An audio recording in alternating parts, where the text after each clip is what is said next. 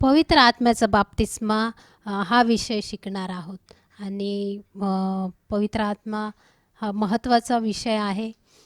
बऱ्याच वेळा बऱ्याच ख्रिस्ती लोकांच्या जीवनामध्ये असं होतं की परमेश्वराने जे काही आमच्यासाठी दिलं आहे ते सर्व त्यांना हवं असतं, परंतु बऱ्याच वेळा ते प्राप्त होत नाही, कारण कुठंतरी अज्ञान असतं किंवा चुकीची माहिती त्यांना मिळालेली असते, किंवा मग जे डिनॉमिनेशनल डॉक्ट्रिन्स असतात किंवा जे काही तुम्ही ज्या मंडळीत वाढला त्याच्यामधून जे शिकवलं जातं ते कदाचित नाही का देवाच्या वचनानुसार नसेल, आणि म्हणून अशा गोष्टींमुळं आम्हाला जे परमेश्वर देऊ इच्छितो ते सर्व प्राप्त होऊ शकत नाही. स्पेशली पवित्र आत्म्याच्या बाबतीमध्ये असं होतं. आणि पवित्र आत्म्याच्याबद्दल जे गैरसमज आहे किंवा अज्ञान आहे, बेसिकली अज्ञान जे आहे ते आम्हाला मग चुकीचे विश्वास किंवा चुकीचा समज असं करायला लावतं, किंवा कधीकधी पवित्र आत्म्याला मंडळीतून बाजूला ठेवलं जातं. प्रियांनो, परंतु मला तुम्हाला सांगितल्या, जर ते पवित्र शास्त्रामध्ये आहे तर ते आमच्यासाठी आज आहे. आणि म्हणून पवित्र आत्मा आजच्या युगासाठी आहे. बऱ्याच वेळा असं शिकवलं जातं की तेव्हा तो होता सुरुवातीच्या मंडळीसाठी आणि आज तो नाही. नाही प्रियांनो, पवित्र शास्त्रामध्ये पवित्र आत्म्याचं कार्य आहे, पवित्र आत्मा आहे. आणि म्हणून आम्ही सुद्धा जे काही पवित्र शास्त्रामध्ये आहे त्या वचनांवर आम्ही विश्वास ठेवला पाहिजे. एवढंच नव्हे तर ते वचनाचा आशीर्वाद आम्ही अनुभवू शकतो. आणि म्हणून पवित्र आत्म्याच्या जे काही कदाचित तुमचे गैरसमज असतील किंवा काही अज्ञान असेल किंवा माहितीच नसेल, तर आज आपण पवित्र आत्म्याबद्दल थोडक्यामध्ये शिकणार आहोत. जर आम्हाला डिटेल जर शिकायचं असेल तर निश्चित मी तुम्हाला उत्तेजन देईन की तुम्ही बायबल स्कूल जॉईन करा, यासाठी की पवित्र आत्म्याचं प्रत्येक शिक्षण एकदम डिटेलमध्ये शिकवलं जातं. परंतु ह्या फाउंडेशन टीचिंग असल्या कारणाने आम्ही थोडक्यामध्ये मी तुम्हाला सांगण्याचा प्रयत्न करीन. प्रियांनो, प्रभू येशू ख्रिस्ताच्या आधी जो योहान बाप्तिस्मा करणारा होता, जो मार्ग तयार करण्यासाठी आला, त्याने मत्तईच्या 3 अध्यायामध्ये 11 वचनामध्ये काहीतरी महत्त्वाचं सांगितलं पवित्र आत्म्याबद्दल. आणि आपण ते पाहूया की तो जो योहान बाप्तिस्मा करणारा त्यांनी येशूबद्दल सांगितलं. मत्तईचा 3 अध्याय 11 वचन. मी पाण्याने तुमचा बाप्तिस्मा पश्चातापासाठी करतो खरा, परंतु माझ्या मागून जो येत आहे तो माझ्यापेक्षा समर्थ आहे, त्याच्या वाहना उचलून चालण्याची देखील माझी पात्रता नाही. तो पवित्र आत्म्याने व अग्नीने तुमचा बाप्तिस्मा करणार आहे. आमेन. पहा प्रियांनो, आज नाही का आम्हाला ती गरज आहे की हे समजण्याची की पवित्र शास्त्र काय सांगतं पवित्र आत्म्याबद्दल. आणि योहान बाप्तिस्मा करणारा जो आहे त्याने सांगून ठेवलं की मी तुम्हाला पाण्याचा बाप्तिस्मा जो पश्चातापाचा तो देतो खरा, परंतु माझ्या मागून एक श्रेष्ठ येणार आहे. प्रभू येशूबद्दल तो सांगत होता. आणि प्रभू येशूबद्दल तो हे सांगतो की तो तुम्हाला पवित्र आत्म्याने व अग्नीने बाप्तिस्मा करणार आहे. आमेन. प्रियानो, हे शिक्षण घेताना का नाही आपलं अंतकरण आपण उघडूया आणि प्रभूला म्हणूया, पवित्र आत्मा तू तेवढाच खरा आहे जेवढा देवबाप खरा आहे, जेवढा येशू खरा आहे. आणि म्हणून तू मला प्रगट कर. आणि म्हणून आपलं अंतकरण जेवढं प्रभूसाठी आपण आपलं अंतकरण उघडतो त्याच्या कार्यासाठी, तेवढं कार्य आपल्या जीवनामध्ये होतं प्रियानं. म्हणून 2 मिनिटासाठी आपण डोळे बंद करूया आणि म्हणूया की प्रभू, माझ्या अंतकरणामध्ये तू कार्य कर, मला तुझा प्रगटीकरणाचा आत्मा तू दे. प्रभू, आम्ही तुला धन्यवाद देतो, तुझी स्तुती करतो प्रभू, जी आज हे पवित्र आत्म्याचं जे शिक्षण आहे प्रभू, त्याचं प्रगटीकरण तू आम्हाला दे प्रभूजी. प्रभू, आम्ही प्रार्थना करतो प्रभू, तुझे वचन समजण्यासाठी आमचे डोळे तू उघड. पवित्र आत्मा हे वचन जिवंत कर प्रभू. धन्यवाद प्रभू. सत्य आम्हाला समजेल, सत्य आम्हाला बंधमुक्त करणारा आहे. पवित्र आत्मा हे वचन आमच्यासाठी तू जिवंत कर. ते सत्य आम्हाला समजू दे प्रभूजी. सर्व गैरसमज दूर होऊ दे प्रभू, सर्व भय दूर होऊ दे. आणि पवित्र आत्मा तू आम्हाला सहाय्य कर. पिता, प्रत्येकाला तुझ्या आत्म्याने भर प्रभू. आम्ही तुला धन्यवाद देतो, स्तुती करतो, येशूच्या नावात मागतो, आमेन. पहा प्रियांनो, योहान बाप्तिस्मा करणाऱ्याने सांगितलं होतं प्रभू येशूबद्दल की जो पवित्र आत्म्याचा बाप्तिस्मा करणारा आहे. तसंच प्रभू येशू खुद्द आम्हाला योहानाच्या 3ऱ्या अध्यायामध्ये त्यांनी सांगितलं की आमचा नवीन जन्म पण कसा होतो, तुमचा नवीन जन्म आत्म्याने व पाण्याने होण्याची गरज आहे असं तो म्हणाला.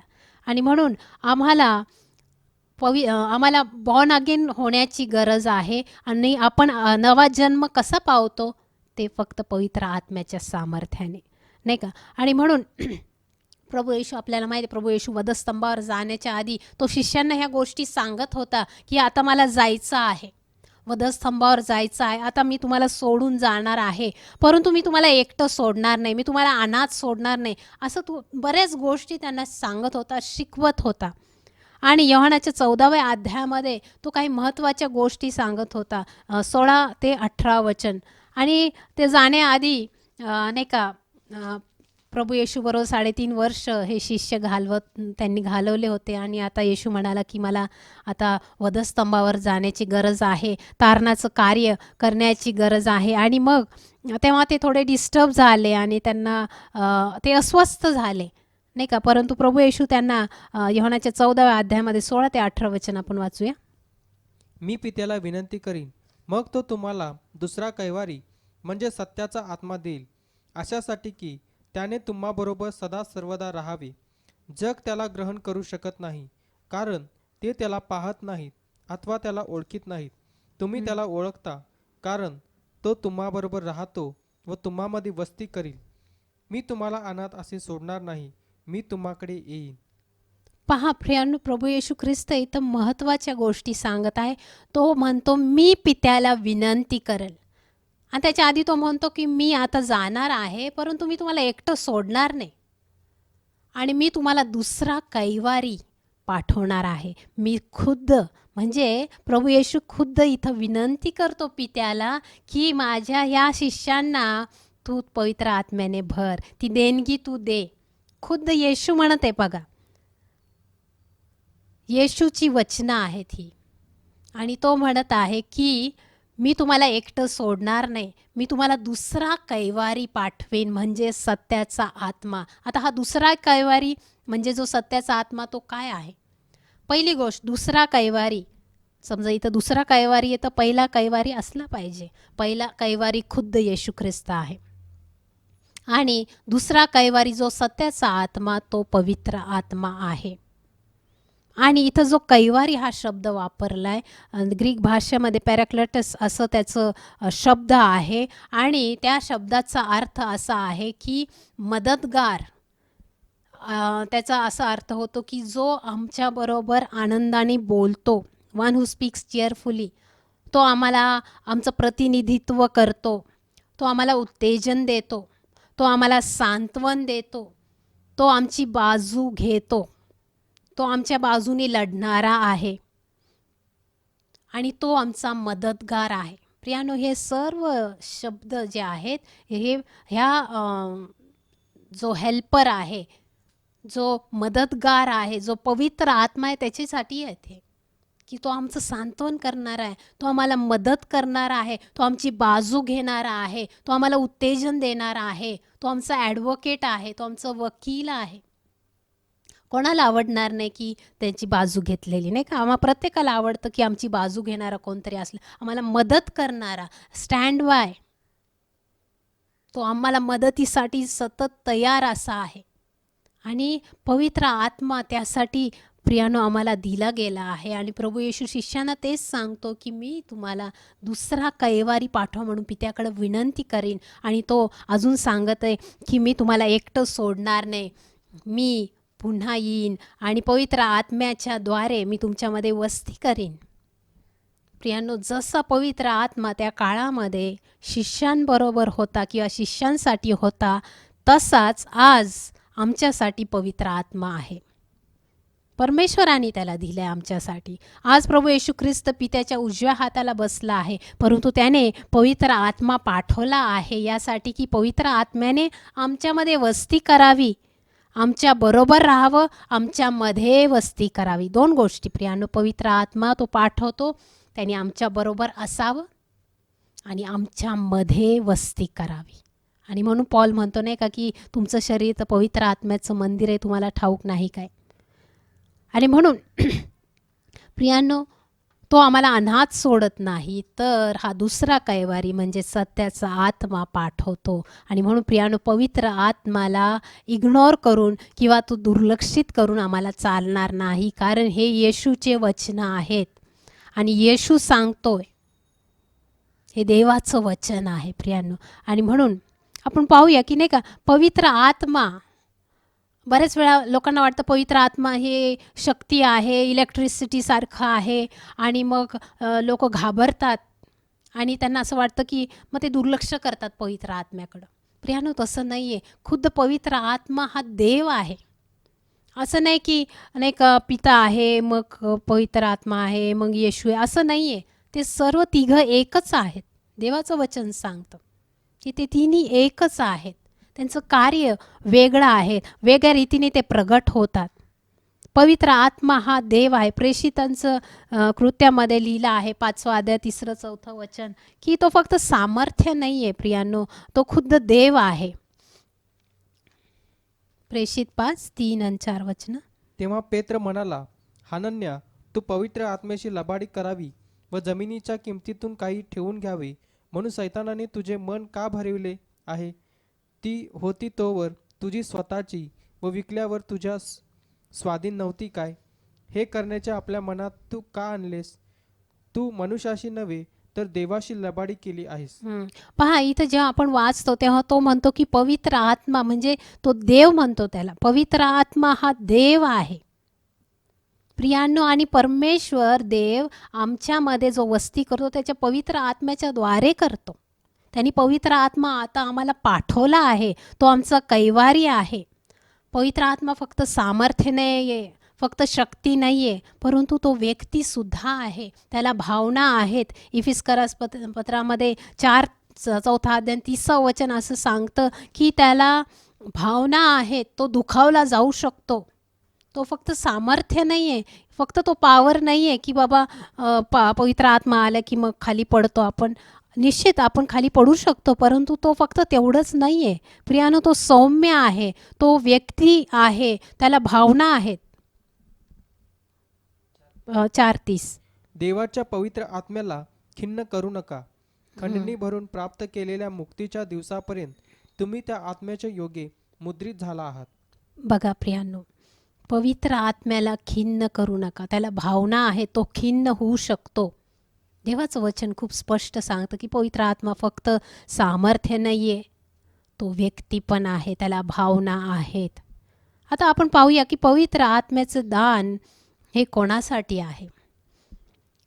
पवित्र आत्म्याचं दान हे प्रत्येक विश्वासणाऱ्यासाठी आहे.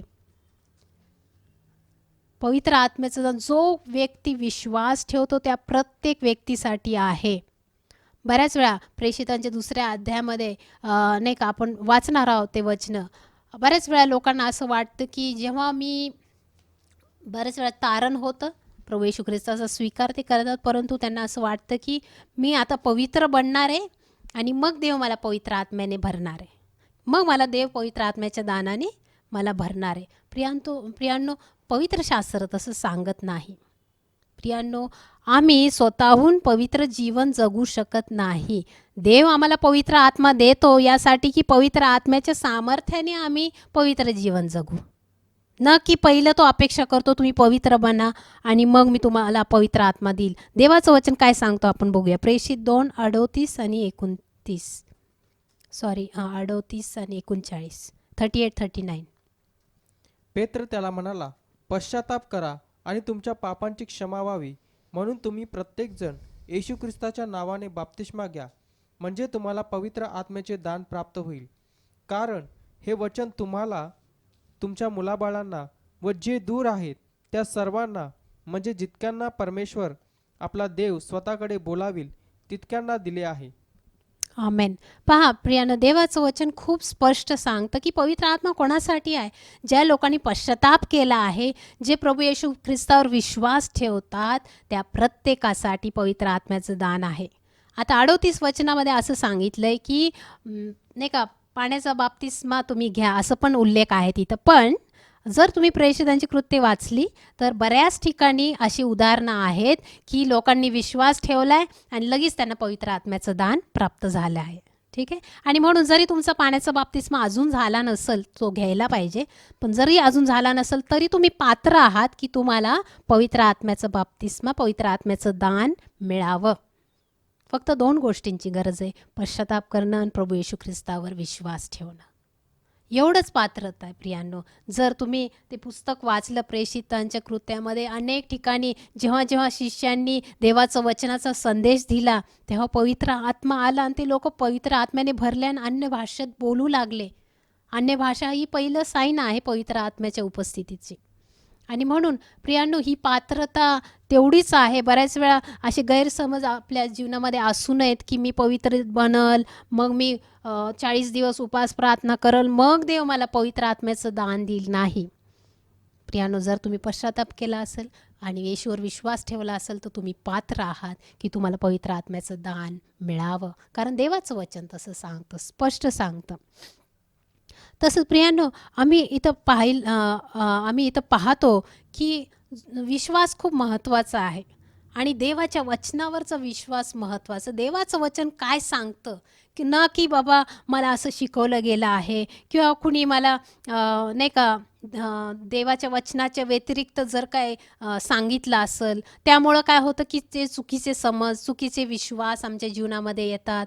मग कुणी आम्हाला वेगवेगळ्या गोष्टी कदाचित तुम्ही जिथं मंडळीत जाता कदाचित तिथं पूर्ण शिक्षण दिलं गेलं नसेल, त्यामुळं आम्हाला माहीत पण नसतं पवित्र आत्म्याबद्दल. आणि म्हणून देवाचं वचन काय सांगतं हे आम्हाला माहिती असलं पाहिजे, ते आम्ही शिकायला पाहिजे आणि त्याद्वारे आमच्या जीवनामध्ये बरंच स्पष्टीकरण येतं प्रियांनो. आणि म्हणून पवित्र आत्म्याच्याबद्दल पवित्र शास्त्र काय सांगतं ते खूप महत्त्वाचं आहे. आता आपण पाहूया की पवित्र आत्म्याचं जे कार्य आहे ते काय, त्याचं काम काय आहे किंवा त्याचं कार्य काय आहे. रोमकरास पत्रामध्ये 8वा अध्याय 16 वचन, प्रत्येक विश्वासणारा जो कोणी व्यक्ती विश्वास ठेवतो त्याच्या जीवनामध्ये पवित्र आत्मा कार्य करतो. आणि तो काय कार्य करतो हे आपण पाहूया. रोम 8:16. तो आत्मा स्वतः आपल्या आत्म्याबरोबर साक्ष देतो की आपण देवाची मुले आहोत. पवित्र आत्मा काय करतो? आमच्या आत्म्याबरोबर साक्ष देतो की आम्ही देवाची लेकरं आहोत. तो खात्री देतो आणि तो आम्हाला सांगतो, आमची आयडेंटिटी सांगतो, तो आमची ओळख आम्हाला सांगतो की आम्ही कोण आहोत. पवित्र आत्मा हे काम आहे, कार्य आहे पवित्र आत्म्याचं, की तो आम्हाला सांगतो की तू देवाचं लेकरू आहे. 1 योहान 3 अध्याय आणि 24 वचन. 1 योहान 3 अध्याय 24 वचन.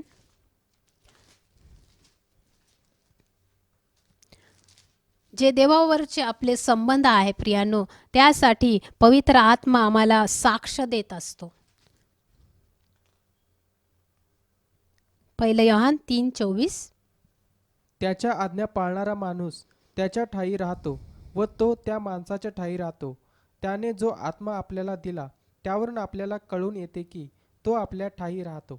बघा प्रियांनो, परमेश्वराने आम्हाला त्याचा आत्मा दिला आहे आणि तो आमच्यामध्ये राहतो असं देवाचं वचन सांगतो.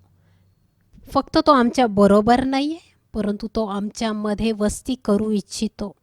आणि पवित्र आत्मा जो कोणी विश्वास ठेवतो प्रभू येशू ख्रिस्तावर, ज्यांनी येशूला स्वीकारला आहे, त्या प्रत्येक व्यक्तीमध्ये पवित्र आत्मा आहे. तुमचा नवीन जन्म पवित्र आत्म्या वाचून होऊ शकत नाही. पवित्र आत्माच आमच्या आत्म्याला जिवंत करतो. प्रभू येशू ख्रिस्त त्याच्या आत्म्याच्या द्वारे आमच्या आत्म्याला तो जिवंत करतो. प्रियानो, आमच्यामध्ये तो वस्ती करतो. तसंच योहानामध्ये आपण जाऊया परत. योहानाचे 14व्या अध्यायामध्ये आणि 26वं वचन आपण वाचूया की पवित्र आत्मा हा आम्हाला शिकवणारा आहे. तो लेखक आहे, पवित्र शास्त्राचा लेखक पवित्र आत्मा आहे. आम्हाला माहिती आहे वेगवेगळ्या देवाच्या लोकांनी पवित्र शास्त्र लिहिलं आहे. ते पवित्र आत्म्याने त्यांना प्रेरणा दिली. परमेश्वराच्या आत्म्याने त्यांना प्रेरणा दिली, त्याप्रमाणे त्यांनी पवित्र शास्त्र लिहिलं आहे. पवित्र आत्मा हा लेखक आहे पवित्र शास्त्राचा. हं? तरी ज्याला पिता माझ्या नावाने पाठविल तो कैवारी म्हणजे पवित्र आत्मा तुम्हाला सर्व काही शिकविल आणि ज्या गोष्टी मी तुम्हाला सांगितल्या त्या सर्वांची तुम्हास आठवण करून देईल. बघा इथं प्रभू येशू ख्रिस्त सांगत आहे की जो कैवारी, परत तो शब्द वापरतो, कैवारी, जो पवित्र आत्मा आहे, जो सत्याचा आत्मा आहे, जेव्हा तो येईल तो तुम्हाला सर्व गोष्टी शिकवेन. ज्या गोष्टी मी तुम्हाला सांगितल्या आहेत त्याची तो आठवण करून देईल. म्हणजेच पवित्र आत्मा काय करतो माहिती आहे का, जे येशूनी गोष्टी सांगितल्या आहेत त्याचं प्रगटीकरण तो आम्हाला देतो, त्याचं रेव्हलेशन तो आम्हाला देतो. आणि म्हणून पवित्र आत्म्या वाचून तुम्हाला पवित्र शास्त्र समजणार नाही. जर आम्ही पवित्र आत्म्याला दुर्लक्षित केलं तर आम्हाला तो ज्यांनी जे लिहिलं आहे ते कसं समजणार. प्रियानो, पवित्र आत्मा आम्हाला मदत करतो. पवित्र आत्मा आम्हाला सत्यामध्ये चालवतो, त्या वचनामध्ये चालवतो. तो आम्हाला वचनं शिकवतो, तो आम्हाला वचनं जिवंत करतो. आणि हे पवित्र आत्म्याचं कार्य आहे. प्रियानो, तो आमचं मार्गदर्शन करतो. रोम 8:14 मध्ये लिहिलं आहे की तो आम्हाला चालवतो, तो आमचं मार्गदर्शक आहे. कारण जितक्यांना देवाचा आत्मा चालवित आहे तितके देवाचे पुत्र आहेत. जितक्यांना देवाचा आत्मा चालवतो. प्रियानो, देवाचा आत्मा हा चालवणारा आहे, तो आमचं मार्गदर्शन करणारा आहे. जर आम्ही त्याचं मार्गदर्शन घेतलं तर तो आम्हाला मार्ग दाखवणार आहे. तो आम्हाला चालवतो, तो आम्हाला सहाय्य करतो. प्रियानो,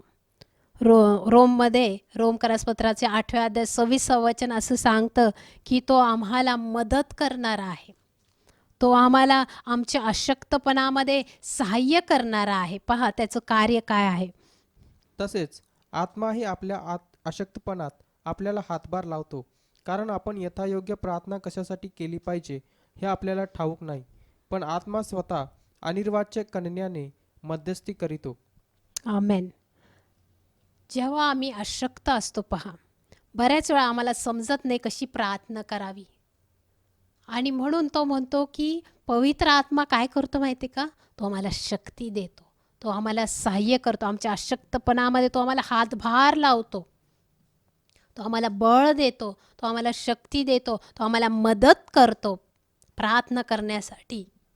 आणि देवाच्या इच्छेप्रमाणे प्रार्थना करण्यासाठी तो आमचं सहाय्य करतो. कारण पवित्र आत्म्याला देवाची परिपूर्ण इच्छा ठाऊक आहे. तो आम्हाला मध्यस्थी करण्यासाठी सहाय्य करतो, अशी मध्यस्थी जी देवाच्या इच्छेप्रमाणे आहे. आणि किती जणांना आवडेल की देवाच्या इच्छेप्रमाणे प्रार्थना करण्यासाठी, नाही का. निश्चितच आपल्या प्रत्येकाला. तर पवित्र आत्मा आम्हाला सहाय्य करणारा आहे. तो आम्हाला दिला गेला आहे यासाठी की त्यांनी आमचं सहाय्य करावं. बऱ्याच वेळा आम्हाला अशक्त वाटतं, बऱ्याच वेळा आम्हाला समजत नाही, नाही का. बऱ्याच वेळा जर तुम्ही कदाचित तुमच्या नातेवाईकांसाठी प्रार्थना कराल, त्यांच्या तारणासाठी, मग कधी कधी प्रार्थना करून आता मी काय करू प्रार्थना, तर प्रियानो, पवित्र आत्मा तुम्हाला सहाय्य करतो. अन्य भाषेमध्ये आपण प्रार्थना करतो तेव्हा पवित्र आत्मा काय करतो, त्या लोकांसाठी मध्यस्थी करत असतो. आणि म्हणून प्रियानो, पवित्र आत्मा आम्हाला मदत करणार आहे, तो आमच्या अशक्तपणामध्ये आम्हाला सहाय्य करणार आहे. तसंच रोममध्ये आपण आहोत, 8 आणि 11 वचन वाचूया. रोम 8:11.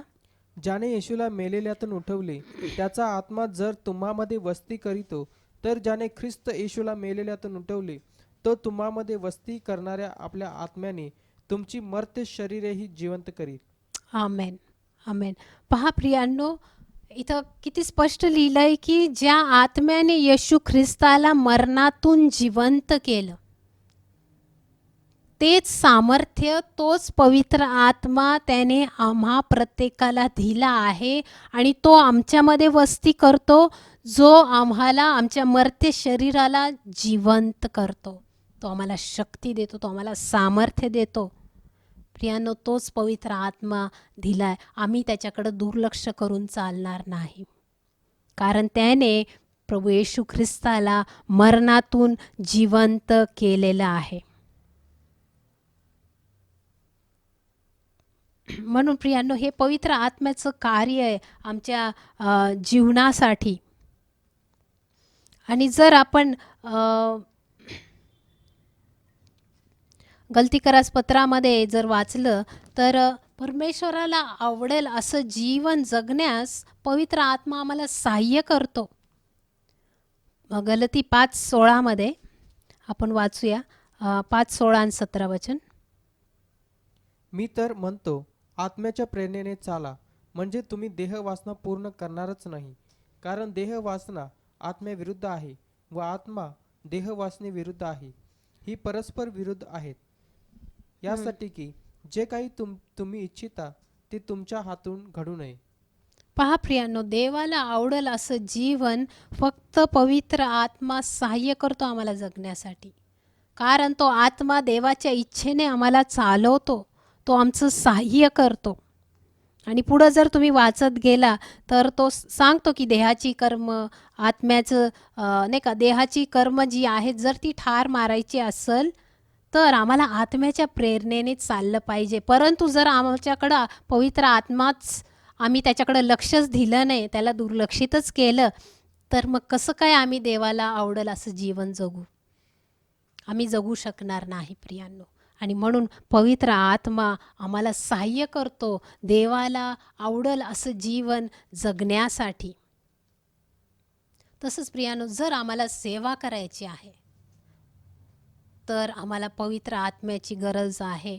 प्रभू येशू ख्रिस्ताने त्याच्या शिष्यांना सांगितलं, तो स्वर्गात जाण्याआधी, की तुम्ही यरूशलेमेमध्ये थांबून राहा जोपर्यंत तुम्हाला पवित्र आत्मा तुमच्यावर येत नाही. पवित्र आत्म्याची जी देणगी मी तुम्हाला सांगून ठेवली, जोपर्यंत ती येत नाही, ती तुम्ही मिळवत नाही, तोपर्यंत तुम्ही बाहेर जाऊन सेवा करू नका. कारण पवित्र आत्मा आम्हाला सेवा करण्यासाठी सहाय्य करतो. पवित्र आत्म्या वाचून आम्ही मिनिस्ट्री किंवा सेवा करू शकत नाही. आणि म्हणून प्रेषितांचे 1 अध्याय 8 वचनामध्ये सांगितलं की जेव्हा पवित्र आत्मा येईल तेव्हा तुम्हाला सामर्थ्य प्राप्त होईल. आपण पाहतो की प्रेषित जे लोक होते त्यांनी पण ते यरूशलेमेमध्ये अपर रूममध्ये थांबून राहिले, प्रार्थनेत होते ते पेंटिकॉस्टच्या दिवसासाठी. जे प्रभू येशू ख्रिस्तानी त्यांना अभिवचन देऊन ठेवलं होतं की मी जातो खरा, परंतु मी पित्याला विनंती करल पवित्र आत्मा पाठवण्यासाठी.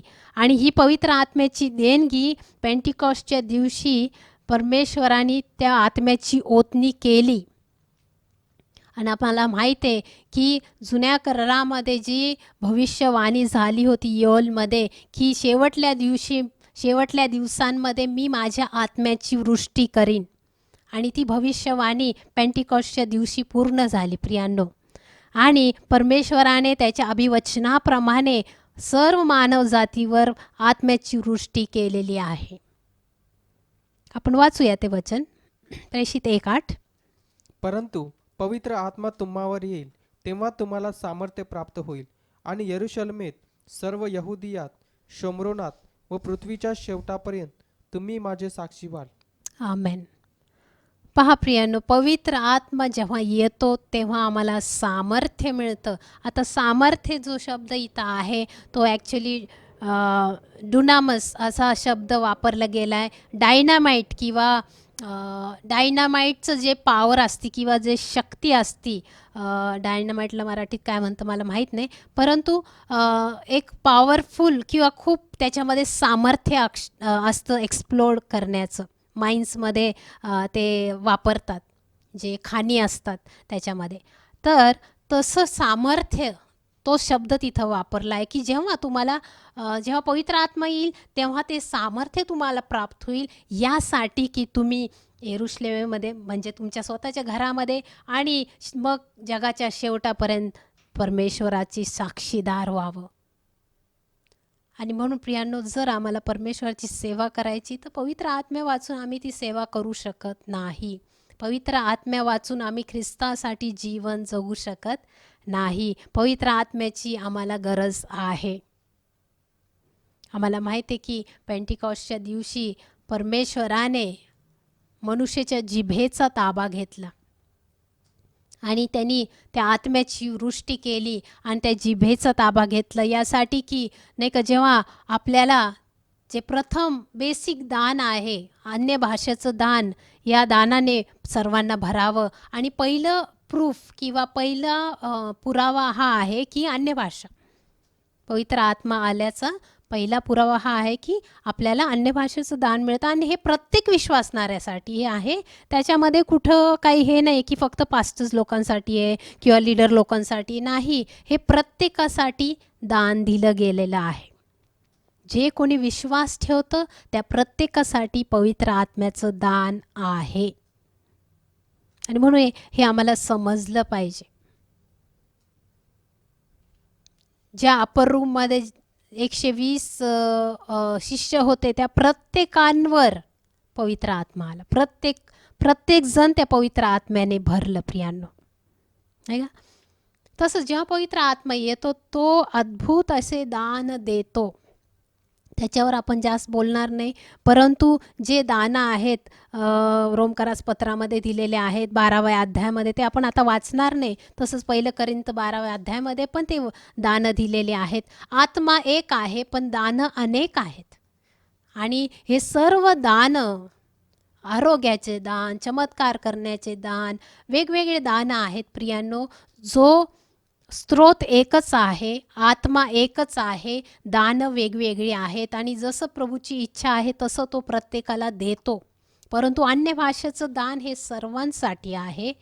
आणि हे बेसिक दान आहे की प्रत्येक विश्वासणारा त्या दानामध्ये चालू शकतो.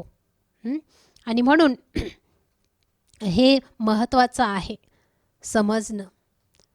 पवित्र आत्म्याची दानं आहेत, पवित्र आत्म्याचं फळ आहेत, जे आपण गलतीकरस पत्रामध्ये वाचतो. ते आपण आता वाचणार नाही. 5व्या अध्यायामध्ये ती फ्रूट्स दिलेले आहेत, फ्रूट ऑफ द स्पिरिट, नाही का? प्रीती, आनंद, शांती, हे सर्व जे आहे पवित्र आत्म्याचं ते फळ आहे. पवित्र आत्म्या वाचून आम्ही फळ आमच्या जीवनात देऊ शकत नाही. पवित्र आत्मा आम्हाला सहाय्य करतो. तसंच प्रभू येशू जिवंत आहे अशी साक्ष सुद्धा तो देतो. प्रेषितांच्या वृत्तामध्ये 5वा अध्याय 30 ते 32 वचनामध्ये लिहिलं आहे की नाही का, प्रभू येशू जिवंत आहे अशी साक्ष खुद्द पवित्र आत्मा देतो. प्रेषित 5 30 ते 32 वचनं. ज्या येशूला तुम्ही खांबावर टांगून मारले, त्याला आपल्या पूर्वजांच्या देवाने उठवले. त्याने इस्रायलाला पश्चाताप व पापांची क्षमा ही देणगी देण्याकरिता देवाने त्याला आपल्या उजव्या हाताशी अधिपती व तारणारा असे उच्च पद दिले. ह्या गोष्टीविषयी आम्ही साक्षी आहोत. आणि देवाने आपल्या आज्ञा पाळणाऱ्यांना जो पवित्र आत्मा दिला आहे तोही साक्षी आहे. पवित्र आत्मा जो दिला आहे प्रत्येक विश्वासणाऱ्याला, तो ही साक्ष देतो की येशू जिवंत आहे. येशू फक्त मेला एवढंच नव्हे, तो पुन्हा जिवंत झाला आहे. आणि ही साक्ष कोण देतं माहिती आहे का? पवित्र आत्मा. तसंच पवित्र आत्मा देवाच्या वचनाची आम्हाला समज देतो, हे आपण ऑलरेडी पाहिलं आहे, नाही का? तसंच तो आम्हाला परमेश्वराची आराधना करण्यासाठी तो आम्हाला आत्म्याने भरतो. इफिसकरास पत्रामध्ये 5वा अध्याय 18-19 वचनामध्ये तसं लिहिलेलं आहे की नाही का, तो आम्हाला सहाय्य करतो देवाची आराधना करण्यासाठी. इफिस 5:18-19.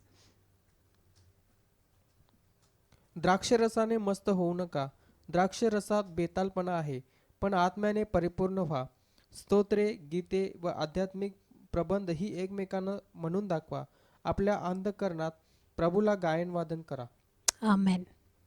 बघा प्रियानो, नाही का, देवाची आराधना करण्यासाठी पवित्र आत्मा आम्हाला सहाय्य करतो.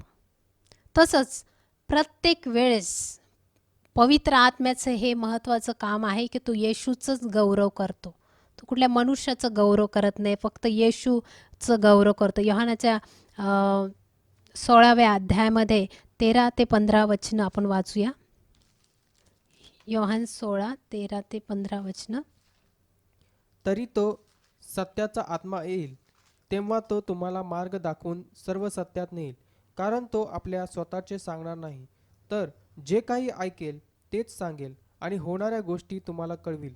हम्म. तो माझे गौरव करील, कारण जे माझे आहे त्यातून घेऊन ते तुम्हाला कळविल. आमेन. पहा प्रियानो, इथं स्पष्ट सांगितलं की पवित्र आत्मा दरवेळेस येशूचं गौरव करतो. त्याचं काम आहे की प्रत्येक गोष्टी जिथं कार्य होतं तिथं येशूचं गौरव करणं. तो म्हणतो की तो स्वतःचं सांगणार नाही, पण जे काही तो ऐकल तेच तो सांगेल. होणाऱ्या गोष्टी तो तुम्हास कळवीन. हे काम पवित्र आत्म्याचं आहे. आणि तो म्हणतो की तो माझे गौरव करेल, म्हणजे येशूचं गौरव तो करल. तो प्रभू येशूबद्दल साक्ष देतो. योहानाच्याच 15व्या अध्यायाच्या 26व्या वचनामध्ये लिहिलं आहे. 15:26 आपण वाचूया ते वचन. योहान 15:26.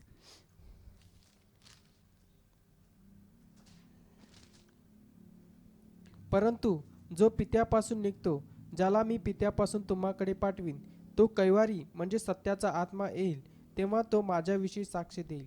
पहा, प्रभू येशूबद्दल साक्ष देणारा पवित्र आत्मा आहे. आणि जर प्रभू येशू काय सांगत आहे त्या गोष्टीकडे आपण लक्ष द्यायला पाहिजे. आपण त्या गोष्टी दुर्लक्षित करून चालणार नाही. आणि पवित्र आत्मा खुद्द येशूबद्दल साक्ष देतो. आणि येशू म्हणतो, आता मी पवित्र आत्मा तुमच्याकडे पाठवते. मी आता जाईल पित्याकडं. आणि आपल्याला माहिती प्रभू येशू पित्याच्या उजव्या हाताला आहे, परंतु आता त्यांनी पवित्र आत्मा दिला आहे. प्रत्येक विश्वासणारे, जो कोणी येशूवर विश्वास ठेवतो, प्रत्येकाला पवित्र आत्मा दिला. आणि तो पवित्र आत्मा दरवेळेस येशूचं गौरव करतो आणि तो येशूबद्दल साक्ष देतो. येशू स्वतः म्हणतो तो माझ्याबद्दल साक्ष देईल, नाही का? आणि म्हणून प्रियानो, पवित्र आत्म्याचं हे कार्य आहे, त्याच्याकडे दुर्लक्षित करून आम्हाला चालणार नाही. तो आम्हाला शिकवणार आहे, तो आम्हाला सत्यामध्ये चालवणार आहे, तो देवाचं वचन आम्हाला समजून सांगणार आहे. प्रियानो, हे पवित्र आत्म्याचं थोडक्यात नाही का कार्य मी सांगितलेलं आहे. आणि म्हणून प्रियानो, पवित्र आत्म्याकडं आपण लक्ष देऊया, कारण तो महत्त्वाचा भाग आहे आपल्या जीवनासाठी, नाही का? आणि म्हणून प्रभूला आपण धन्यवाद देऊया, त्याची स्तुती करूया.